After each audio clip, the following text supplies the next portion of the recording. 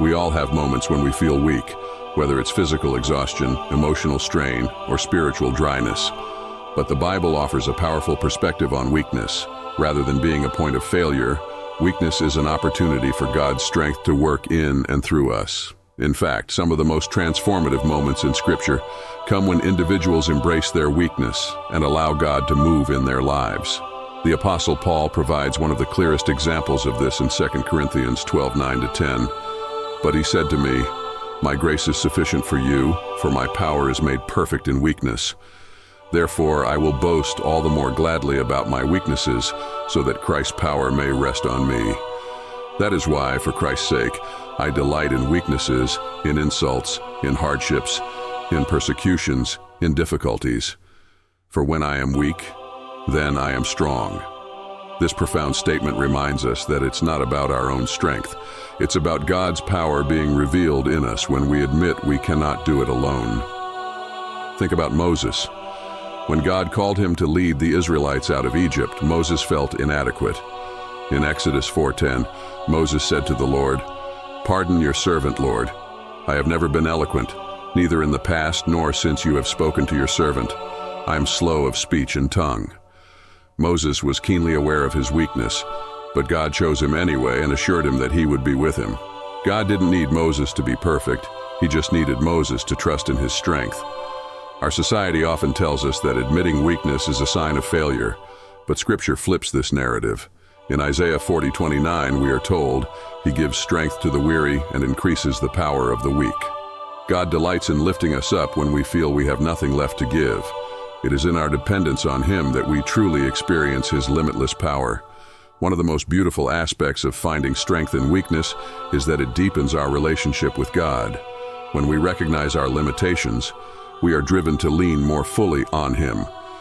Psalm 73 verse 26 beautifully expresses this, saying, "My flesh and my heart may fail, but God is the strength of my heart and my portion forever."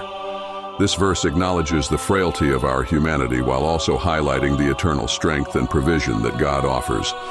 Our weaknesses are not barriers, they are openings for God's presence to fill our lives. Another important example of finding strength in weakness is found in the story of Gideon.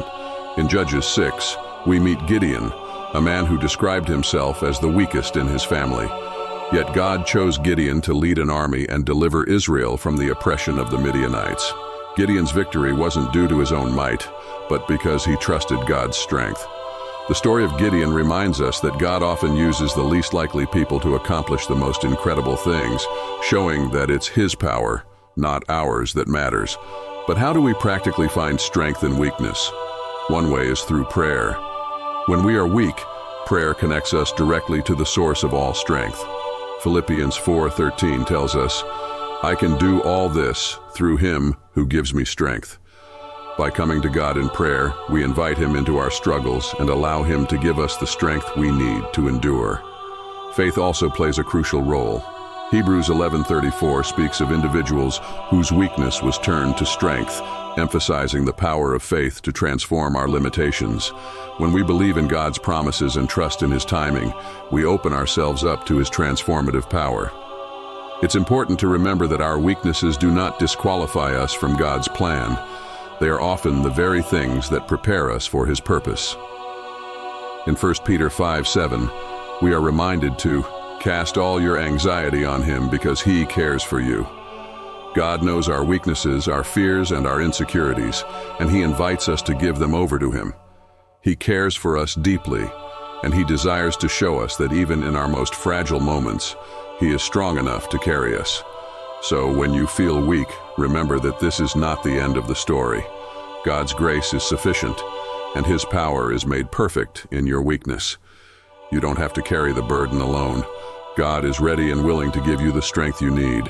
Embrace your weakness and watch as God turns it into a testimony of His overwhelming power.